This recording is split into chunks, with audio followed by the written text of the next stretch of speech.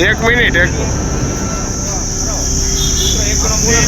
પાણી આપો, પાણી આપો, પાણી આપો, પાણી આપો, પાણી આપો, પાણી આપો, પાણી આપો, પાણી આપો, પાણી આપો, પાણી આપો, ન્યાય આપો, ન્યાય આપો, ન્યાય આપો, ન્યાય આપો. બોલું છે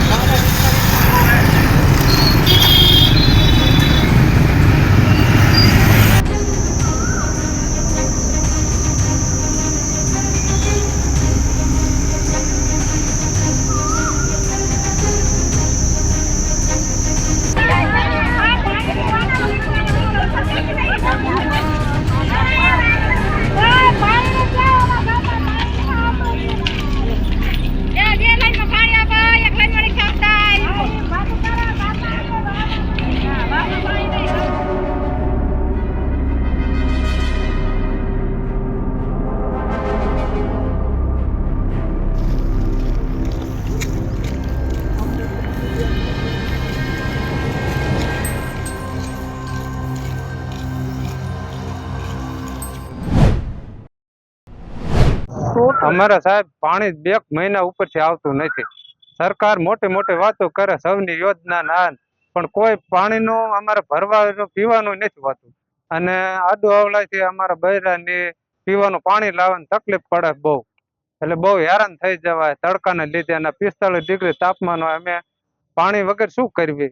પીવાનું પાણી આડુ અવળે કોકની અહીંયાથી આવતું હોય, અહીંયાથી 2 બેડા 5 બેડા ને એવી રીતે લાવવું પડે. શું કરવું? કયા કયા ગામોમાં સમસ્યા છે? અમારા અત્યારે મોજેદળમાં, બીજા ગામને તમને ન ખબર હોય, અમારા મોજેદળ વણકરવાસમાં પાણી જ આવતું નથી. એટલે અમારે બહુ તકલીફ ને અમે રજૂઆત વાસ્મોમાં કરી. પછી 1 દી આપ્યું હતું મહિનામાં, પછી હતું એવી ને એવી પોઝિશન પછી થઈ જાય. ગ્રામ પંચાયતમાં ઘણી વાર રજૂઆત કરી, એટલે અહીંયા એમ કે તમારે જ્યાં ઉપર જવું હોય ત્યાં રજૂઆત કરો. એમ પાણીમાં કાલ 2-4 છોકરા ગયા, એટલે એમને એમ કીધું તમારે ઉપર કલેક્ટર મામલતદાર ને ત્યાં જઈને કરો. આવતું હોય છે એમાં આવશે એમ.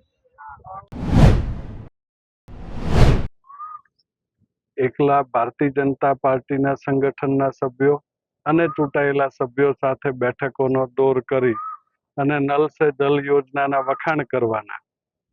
વળી પાછા એના પદાધિકારીઓ કલેક્ટર પાસે રજૂઆત કરે કે આટલા ગામમાં પીવાનું પાણી નથી આવતું, ટેન્કર મોકલો. વળી પાછા એના ચૂંટાયેલા અને સંગઠનના પદાધિકારીઓ સાથે બેઠક બોલાવે અને એની અંદર પ્રશ્નોનું નિરાકરણ કર્યું છે એવા દાવાઓ કરે.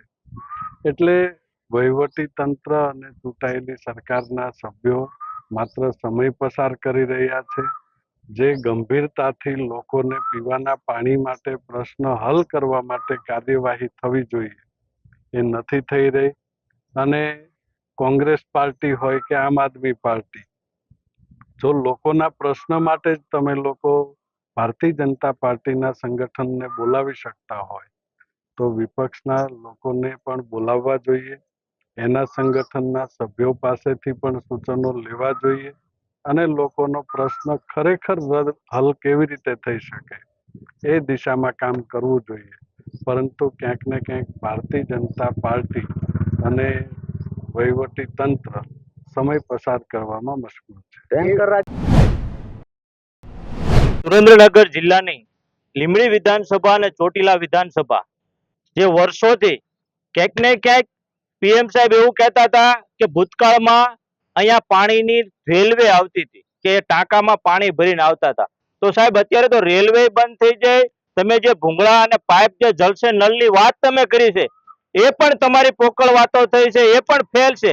આ વાત અમે નહીં, તમારા અધિકારીઓ ત્યાં અમે ચોટીલા ખાતે બેઠા હતા ત્યારે અધિકારીઓ સ્વીકારે છે કે જલસે નળની યોજના જે ચોટીલામાં પાઇપલાઇન નાખી એ અત્યારે હાલમાં ફેલ છે. તો તમારી જે યોજનાઓ છે એ તમે પોતે જ ફેલ કરાવી છે. કારણ કે તમારે ટેન્કર રાજ લાવવું છે, અને ટેન્કર એટલા માટે તમારે લાવવું છે કે એ જે બધી એજન્સીઓ છે એ ભાજપના મળતિયાઓની એજન્સીઓ છે અને એમના રોટલા શેકવા માટે તમે પાઇપલાઇનનો ખોટો આખો કોન્ટ્રાક્ટ આપી અને ફેલ કરી છે. જલ સે નળની યોજના એક બાજુ એક મંત્રી એમ કહે છે કે જલ સે નળની યોજનામાં ઘરે ઘરે નળે નળ પાણી આવે છે, પણ હાલમાં પરિસ્થિતિ એવી છે કે તમે અત્યારે હાલમાં પણ અધિકારીને પૂછી જુઓ કે કેટલા ગામમાં એમને ટેન્કરથી પાણી મેકલવું પડે છે. તો જલ સે નળની યોજના એકદમ ફેલ છે. સાથે સાથે આમ આદમી પાર્ટી અને કોંગ્રેસ દ્વારા પણ વારંવાર કલેક્ટરશ્રીને મેં આમ આદમી પાર્ટીના પ્રમુખ તરીકે લેખિતમાં સાહેબને જાણ કરી છે કે આપની જ્યારે સંકલન સમિતિ હોય ત્યારે અમને લોકોને બોલાવો, જેથી કરીને વિપક્ષ આખા એરિયાનો સાચી તાર તમને આપે. માત્ર તમે એવા લોકોને બોલાવો છો કે જે તમારી વાહવાહી કરે, જલ સે જલની નળની યોજનાની વાહવાહી કરી આપે. જે અહીંયા સુરેન્દ્રનગરનો જે શિલ્ડ લઈને આવ્યા છે નળ સે જલ યોજનામાં, ક્યાંક ને ક્યાંક આ શિલ્ડ તમારા ટેન્કર રાજમાં લઈને આવવો જોઈએ. વણકરવાસ મોજીદળ અમારા ગામમાં છેલ્લા 30 દિવસથી પાણીની સમસ્યાનો પ્રશ્ન છે. ગુજરાત સરકારમાં ભાજપ સરકાર એવું કહે છે નલ સે જલ ઘર ઘર કે પાણી, તો તમે મોજીદળ ગામમાં આવીને ચેકિંગ કરો તો ઘર છે નળમાં પાણી ક્યાં આવે છે. મોજીદળવાસમાં વણકરવાસમાં ગામ લોકોનો ત્રાસ છે, જે દુરાગ્રહ રાખે છે. વણકર હોવાથી અમને પાણીની સમસ્યાથી દૂર રાખે છે. જાણી બુજીને અમારા ગામમાં પાણી આપવામાં આવતું નથી. વણકરવાસમાં અમારા ગામના બૈરાઓ, મોજીદળ દલિતવાસના બૈરાઓ 2 કિલોમીટર દૂર પાણી ભરવા જાય, ત્યાં ધોમ ધકતો તાપ હોય છતાં પણ પાણી અમારે પીવા માટે લાવવું પડે છે. તો આનું અમે વાસ્મોમાં સુરેન્દ્રનગર રજૂઆત કરી, સરપંચ દ્વારા રજૂઆત કરી, તો સરપંચ દ્વારા એવું કહેવામાં આવે છે કે અમારી આગળ ગ્રાન્ટ નથી, તમે ઉપર રજૂઆત કરો. વાસ્મોમાં રજૂઆત કરવામાં આવી તો વાસ્મો વાળા રૂબરૂ મુલાકાત કરીને રોજકામ કરીને આવી ગયા, તો 1 દિવસ પાણી એમને આપવામાં આવ્યું. પછી આજની ઘડી પાણી બંધ કરવામાં આવ્યું છે. જ્યારે પાણી આપવામાં આવે છે ત્યારે અમુક 15 થી 20 મિનિટમાં પાણીની લાઇટ બંધ કરવામાં આવે છે, જેથી કરીને અમે પાણીની સમસ્યાથી દૂર રહી શકીએ. કેટલા વસ્તીને તકલીફ છે પીવાના? અમારા ગામમાં લગભગ 200 ઘરથી વણકરવાસનો વાસ હોવાથી 200 ઘરને પાણીની સમસ્યા છે. અમે અત્યારે કલેક્ટર કચેરીમાં રૂબરૂ મુલાકાત કરી અને રજૂઆત કરી, આવેદનપત્ર આપી આ સમસ્યાનું નિરાકરણ જલ્દથી જલ્દ થાય તેવું અમે આશા રાખીએ છીએ. આ